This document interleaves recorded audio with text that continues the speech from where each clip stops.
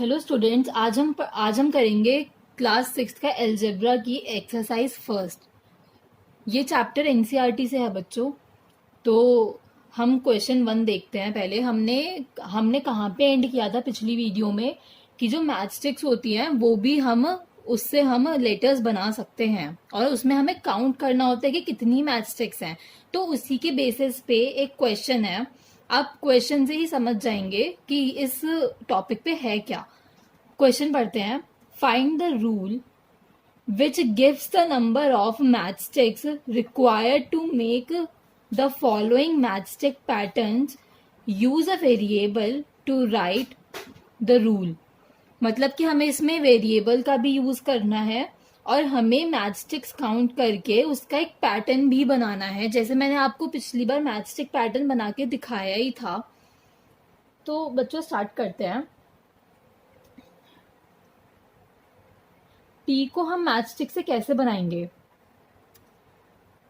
Let's say एक match stick ये और एक मैच स्टिक ये, तो 1 and 2 मैच स्टिक्स हो गई। अब हमें एक पैटर्न बनाना है। पैटर्न का मतलब क्या हुआ कि हमें यहाँ पे एक और मैच स्टिक ज्वाइन कर दी, यहाँ पे एक और, यहाँ पे एक और, एंड सो ऑन।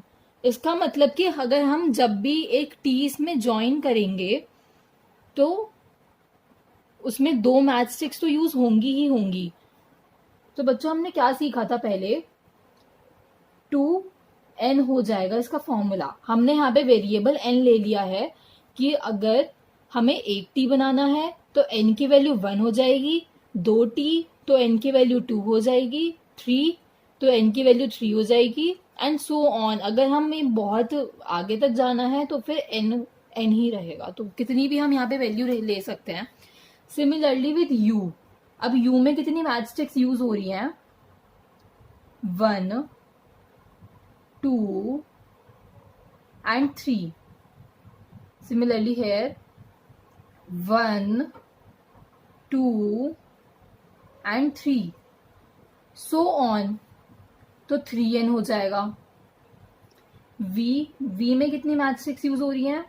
1, 2। अगेन अगर हमें सेकेंड V पैटर्न बनाना है तो 1, 2, ऐसी सो ऑन। मतलब कि यहाँ पे 2 जो है वो तो कांस्टेंट है और हमें जितने भी V बनाने हैं हमें जितने भी V बनाने हैं उसको हम n ले लेंगे, क्योंकि इस पूरे क्वेश्चन में हम लेट से कि वेरिएबल n है। तो 2n। Z में 1, 2, 3। अगर हम दूसरा Z बनाएंगे 1, 2, 3, ऐसी सो ऑन, तो 3n हो जाएगा। Similarly with E 1, 2, 3 and 4। यहाँ पे 4 हैं।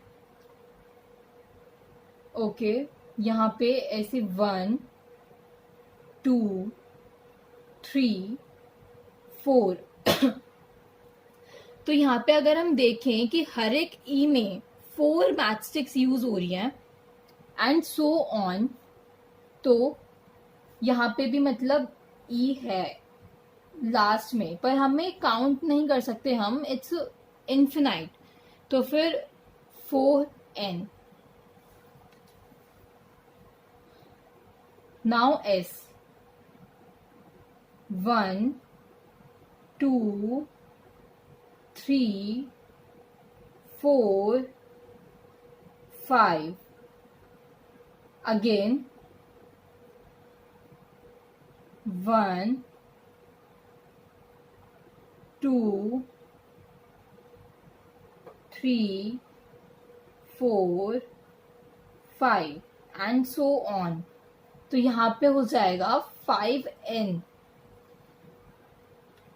तो यहाँ पे आपको समझ में आ रहा है बच्चों कि हमें जितने भी यू बनाने हैं उसकी वैल्यू हमें एन में पुट करनी होती है अगर वैल्यू पुट करने के लिए आए तो, वरना वैसे तो यही क्वेश्चन आता है most probably. And this is the constant है ये 2 3 2 3 4 5 these all are constants and this n is variable for this question. Let's say कि variable is n and it's up to you कि आपको क्या वेरिएबल लेना है, बट हमने इस क्वेश्चन में n वेरिएबल लिया है.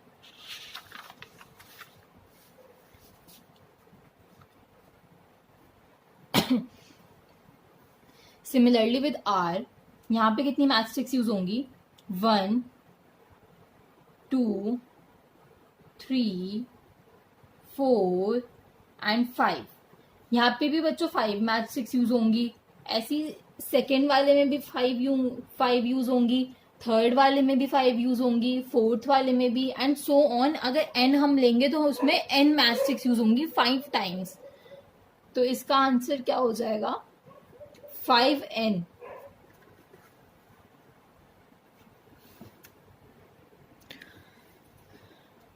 Now second question.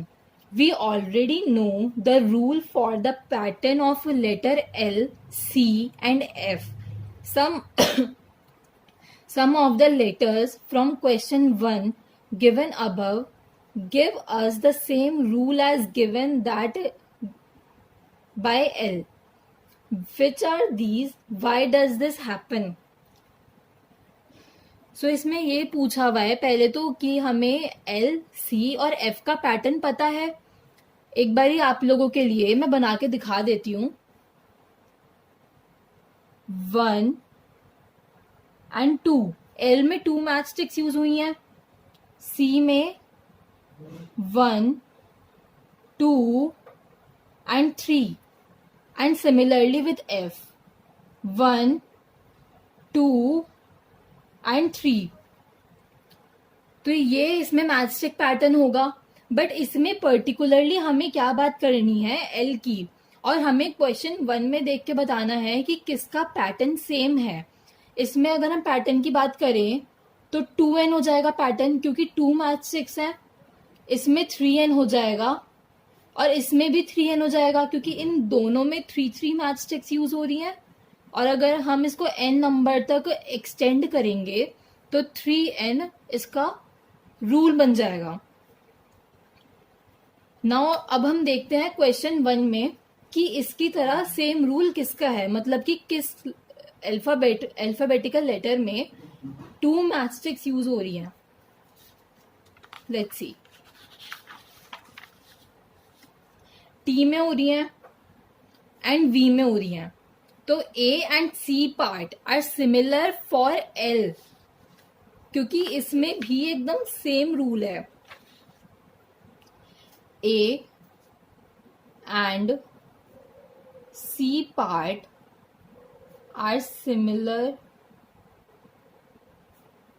For L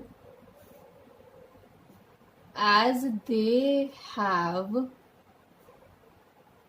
2n rule. Okay तो बच्चों आपको समझ में आया कि इसमें बेसिकली पूछा क्या हुआ था. Now question 3. Cadets are marching in a parade. There are 5 cadets in a row. What is the rule which gives the number of cadets given the number of rows? Use n for the number of rows.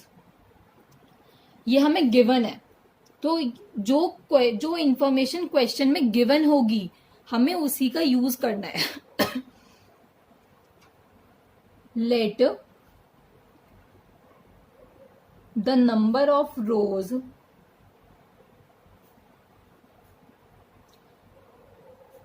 Equals to n. अब हम cadets देख लेते हैं. Cadets मतलब कि person जो मार्च करते हैं.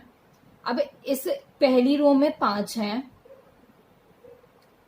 मेरी ड्राइंग अच्छी नहीं है बट स्टिल जैसे मैं आप लोगों को समझा सकती हूँ मैं वैसे समझा रही हूँ. फर्स्ट रो में 5 कैडेट्स हैं, ऐसी सेकेंड रो में भी 5 कैडेट्स हैं। यहाँ पे मैं बना देती हूँ आप लोगों के लिए ताकि आप बच्चों को क्लियर हो जाए। ऐसी थर्ड रो में भी सिमिलरली 5 कैडेट्स ही हैं। ऐसी हर एक रो में 5 कैडेट्स हैं, 5 पर्सन्स हैं जो मार्च कर रहे हैं। ऐसी बहुत सारी रोज दे रखी हैं जिनमें 5 कैडेट्स ही हैं।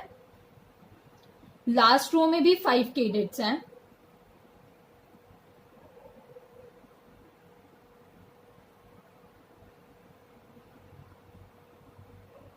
तो यहां पे हमें वेरिएबल n दे रखा है।